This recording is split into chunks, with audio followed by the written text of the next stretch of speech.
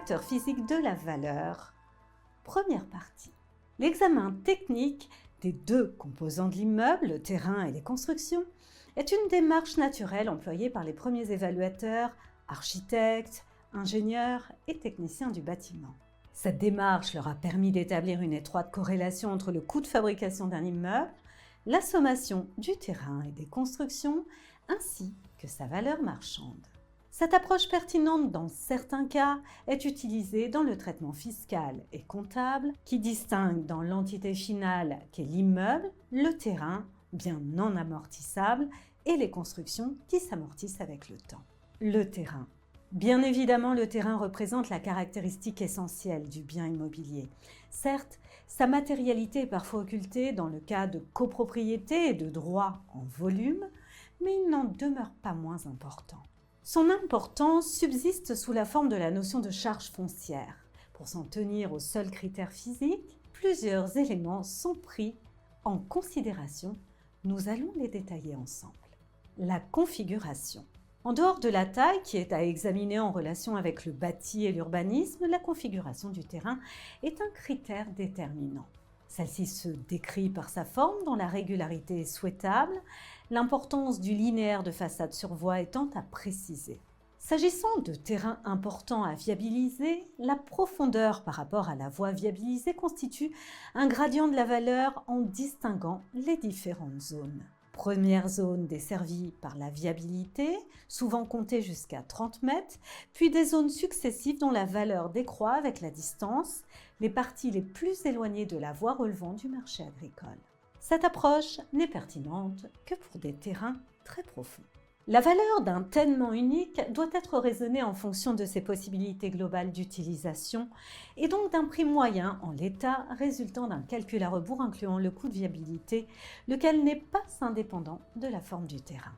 Concernant les constructions individuelles, dans un secteur urbanistiquement homogène, la taille des terrains tend à l'uniformisation.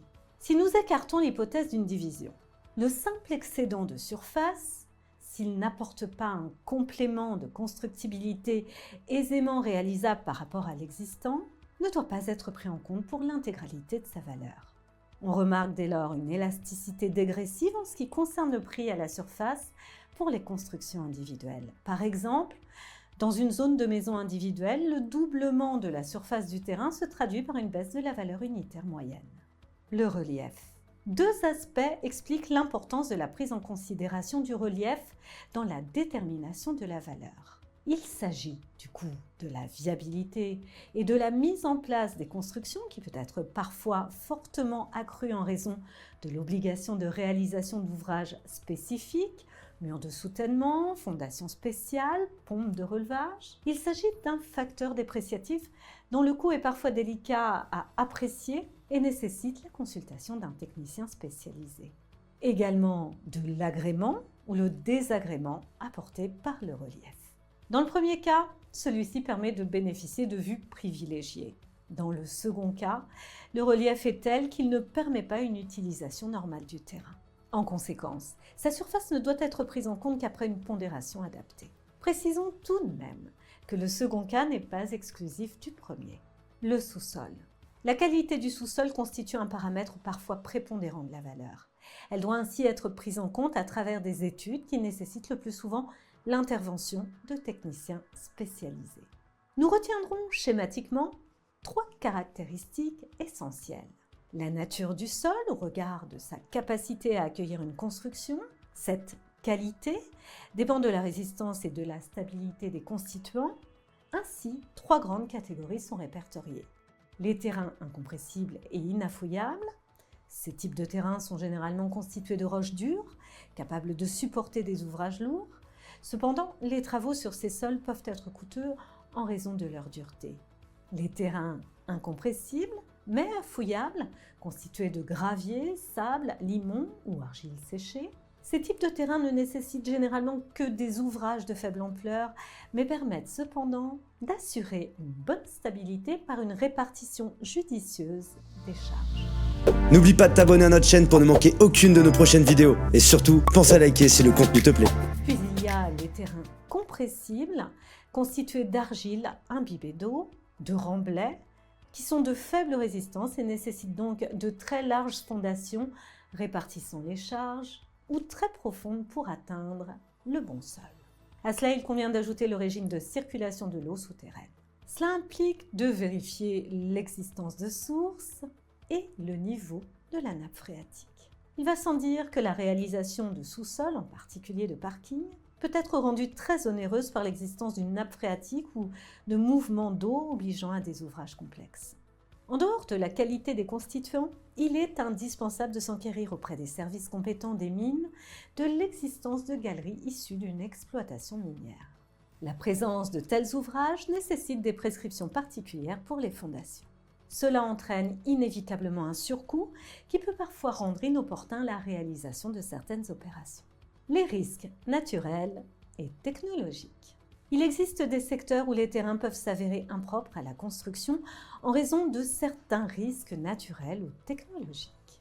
Vous trouverez sur le site georisque.gouv.fr le répertoire des informations relatives aux risques naturels tels que les inondations, les séismes, les mouvements de terrain ou les avalanches et aux risques technologiques tels que les usines à risque, le nucléaire ou les sols pollués localisés sur un territoire. Pour ce qui est des risques technologiques, on parlera plus particulièrement de la pollution des sous-sols des terrains dans les zones d'industrie ancienne. Ces pollutions peuvent être de plusieurs natures, métalliques, telles que les métaux lourds, minérales, telles que le chlore, le soufre, etc., ou organiques, tels que les hydrocarbures. Dans ce cas, 2 textes de loi dits fondateurs définissent le cadre juridique lors de la vente. Il s'agit de la loi 75-663 du 15 juillet 1975 relative à l'élimination des déchets et à la récupération des matériaux, et la loi 76-663 du 19 juillet 1976 et son décret du 21 septembre 1977 relatif aux installations classées pour la protection de l'environnement.